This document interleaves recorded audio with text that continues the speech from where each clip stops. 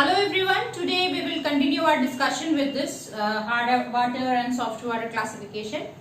As you all know that water that we use for our drinking purpose, it does not contain only water molecules.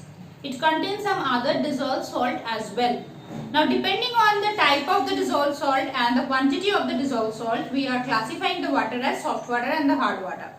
Soft water is that sample of water there is only soluble sodium and potassium salts, whereas hard water are those type of sample of water which contains calcium and magnesium salts. Now hard water again can be classified as temporary and permanent.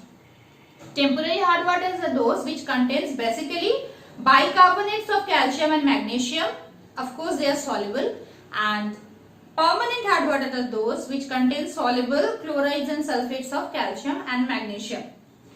Now there are multiple disadvantages of using hard water, but little bit of hard water is fit for drinking.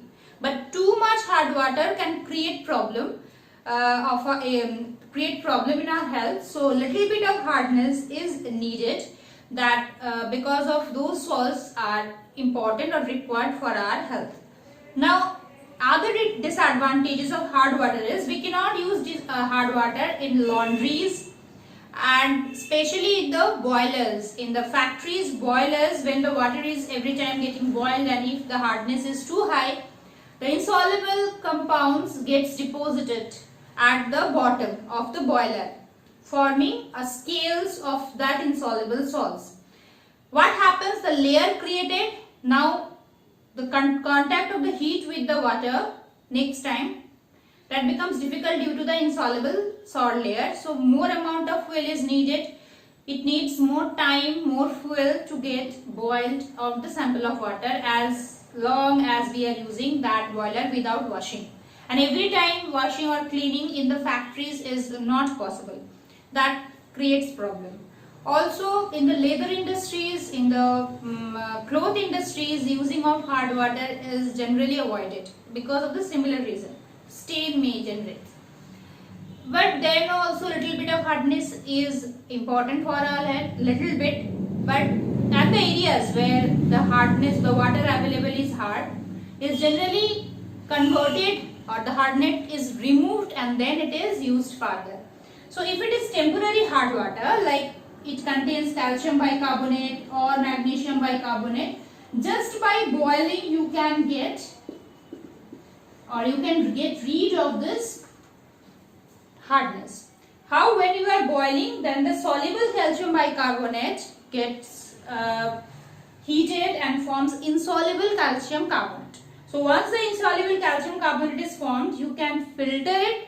After filtering, it will remain as residue that will be thrown off, and the filtrate will be filtrate will not be having calcium bicarbonate there, so it will not be hard anymore. Carbon dioxide will evolve out or will escape out, and water will remain. In case of permanent hard water, suppose we have magnesium chloride in the sample of the permanent hard water. So if we want to remove this hardness, we just add washing soda. We know that washing soda is sodium carbonate dehydrated, so sodium carbonate will react with magnesium chloride. It's a kind of double decomposition reaction, so there will be formation of insoluble magnesium carbonate. Now you can filter it. Once you are filtering, this is going away as residue, and the filtrate part is now having only the soluble parts, that is filtrate part will be as the soft water.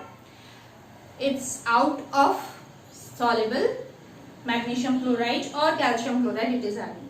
So these two methods you can do: boiling, which is used for removal of the temporary hardness of water, and addition of washing soda, treating with washing soda, that is used for removal of permanent hardness of water. And soft water contains soluble sodium and the potassium salts.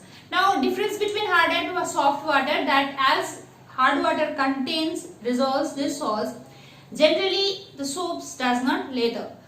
Soap does not lather means when you are adding soap to this kinds of solution, the soap is basically sodium potassium salts of fatty acid. They react with that hard water, that is the salts of the presence in the hard water, and ultimately their reaction occurs and insoluble compounds, the forms insoluble compounds, they get deposited, and finally the leather is not seen. So temporary or permanent, if the water is hard, then generally soap does not form leather with it easily. And for soft water, as there is no such salt which can create or which can react with the soap to form insoluble compounds, it contains only sodium potassium salts generally, so it forms leather with soap. That's one point of difference. Second point of difference can be the composition, that what soft water contains, what hard water contains, and regarding the uses also you can have as point of differences.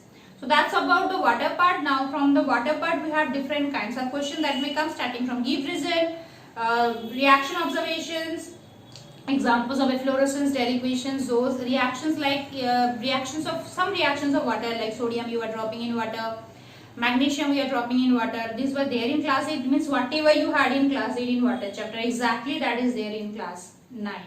And then from this part, difference between hard water, soft water, what is the cause of hardness of water, and so on. Next day some question answers more we will discuss. We will revise again different question answers from all the chapters, chapter 1, 2 and 3. By that time start revising the old chapters, start reading water chapter once again, and take care. Bye.